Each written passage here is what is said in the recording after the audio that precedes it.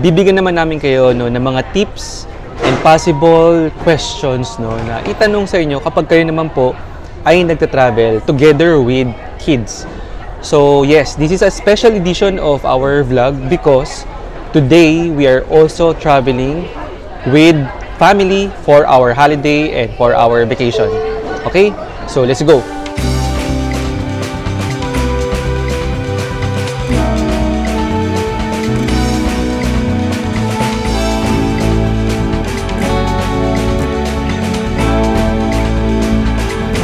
Hi guys, kamusta? And welcome again to our YouTube channel.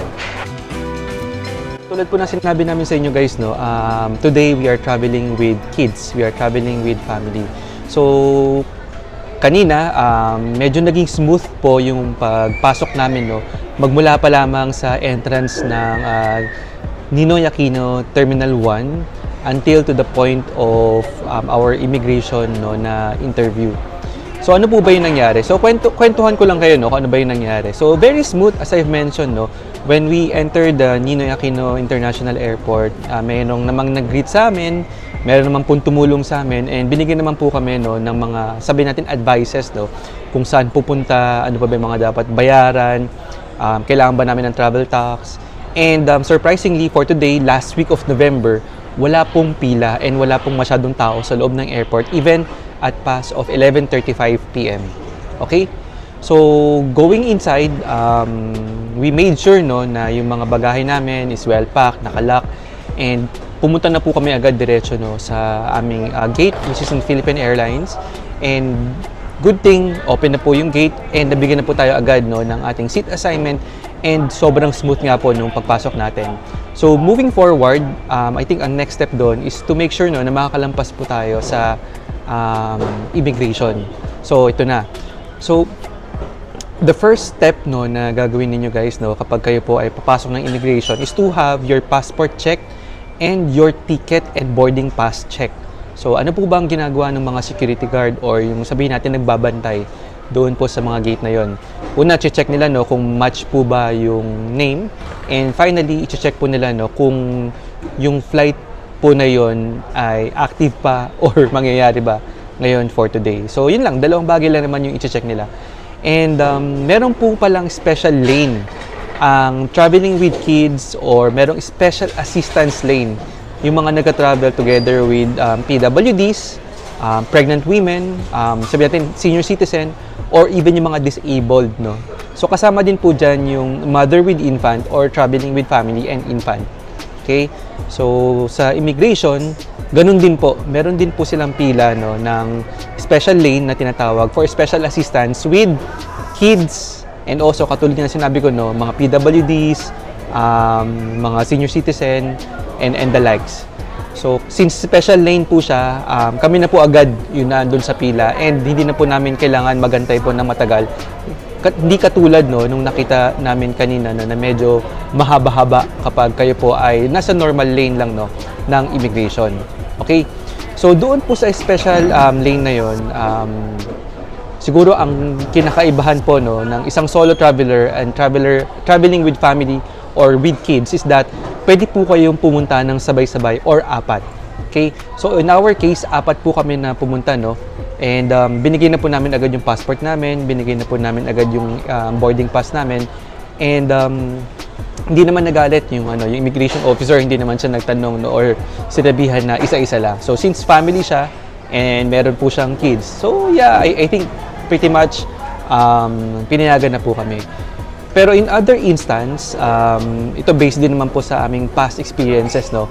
May mga pagkakataon no na yung mga immigration officers ay nagre-request lamang ng only 2 persons per processing. So anong ibig pong sabihin noon, no? So kung traveling po kayo with 4 or meron po kayong 2 kids and of course yung mom and dad, pwede po kayo magtig-isa ng kids, no. In our case, in our past experiences, ang ginagawa po namin, nagtitig-2 po kami, no. But for today, tinanay po namin no na ipasa agad yung 4 na passport diretso together with our boarding pass. So, yeah, wala naman kami naging problem. First question ng immigration is, saan kayo pupunta? So, of course, sinabi po namin pupunta kami ng Hong Kong for today. And then, the next question is that, meron po ba kayong return or kailan po kayo babalik? And binigay lang po namin yung return natin, which is last week also of November. So, mga 7 or 6 days lang naman kami no, na mag-i-stay sa Hong Kong. So, ano po ba yung mga tinanong sa atin no, ng immigration officer maliban doon sa saan tayo pupunta and kailan po tayo babalik? So, last question no, na nakuha namin is that saan daw po kami nagtatrabaho, kung sa government po ba or sa private? And this question is also asked to my wife. And siguro, syempre, kakailanganin mo lang, ibigay lang yung tamang sagot. Which is hindi naman tayo nagtatrabaho no, sa any government offices or any government agencies. So again, as simple as that. Okay? Surprisingly, wala na pong ibang tinanong yung ating immigration. So, medyo napabilis lang yung proseso namin and wala kaming kumbaga special na or mahirap na tanong no, na ibinigay sa atin during our immigration interview. Okay, so bibigyan ko na lang po kayo ng tip no, para if ever na magkakaroon kayo ng potential no, na travel sa mga susunod na araw, linggo or buwan. Ito po yung mga pwede nyo dalhin. Ngayon, lalong-lalo na, no, na medyo naghihigpit po or sabihin natin medyo nasa, ang mata ng publiko ay nasa ating immigration. So, number 1, make sure po no, na ang iyong passport ay meron pong validity na at least 6 months. Number 2, meron po kayong return ticket. So, dapat defined po yan. No? And hindi kayo magkakaroon ng problema. Hindi na nila tatanungin kung kayo po ba ay babalik pa or kayo po ba magkatrabaho and all. So, I think another tip no, na kailangan namin ibigay sa inyo is that dapat magdadala din po kayo ng mga proof of documents no, about ng inyong pinagkakakitaan or sabihin natin na financial capacity. So, for today, nagdala din po tayo niyan. Actually, meron po tayong mga screenshots no, ng ating certificate of employment.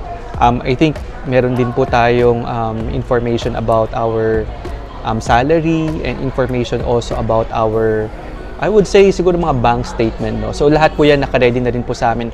And luckily, as mentioned to you guys, hindi naman po yan tinanong sa atin. So, but make sure lang na prepare lang siya. Another tip na pwede ko pong ibigay sa inyo is dapat meron po kayong itinerary. So, yung itinerary, wala naman po siyang template, no? And wala naman po siyang dapat, no, na required, no, kung ano pa yung nakasulat doon sa itinerary na yon.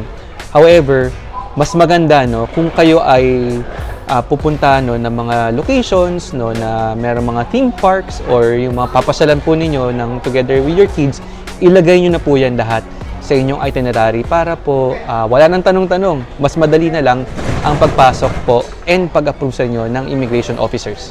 Okay? So, another tip is of course no kung yung mga countries na pupuntahan ninyo ay merong requirement about the visa. So, of course, dapat meron po kayong visa. So, another travel tip, dapat po meron kayong print out or screenshot ng inyong hotel accommodations. Yes, kung saan po kayo tutuloy sa bansang inyong pupuntahan. Okay? And lastly, kung ano lang po ang tinanong sa inyo ng immigration, yun lang po ang sasagutin ninyo. So, again guys, hindi naman po natin or hindi naman po tayo obliged no, na mag-present or magbigay ng other information na hindi naman hinahanap no ng ating mga IOs or mga immigration officers. And siguro mas mabuti yun no na kung ang tinanong lang sa inyo ay konti, of course, wag niyo naman nang dagdagan yung sagot kung hindi naman kinakailangan. Okay? So sabi nga nila no, less is more. And kung kayo naman po ay inukaya na ng hindi na kailangan yung kahit na meron po kayong mga documents na prepare or meron po kayong mga screenshots of this and that, again, hindi nyo na po kailangang ibigay yan sa ating po mga immigration officers. So, I guess pretty much yung mga information na po na ibinigay naman namin sa inyo ay napanood nyo na rin po no, sa ating mga vlog.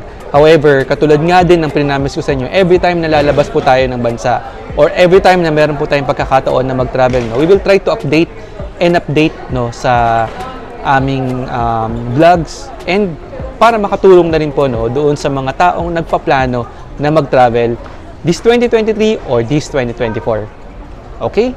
So, for now, Yan na lamang po muna ang aming pong share. And once again, ingat po kayo sa inyong paglalakbay. Make sure po no, na nakapag-subscribe and nakapag-like na po kayo ng aming video for more travel tips and travel hacks. Again, not only 2023 but also in 2024. So, ingat po kayo ulit and goodbye.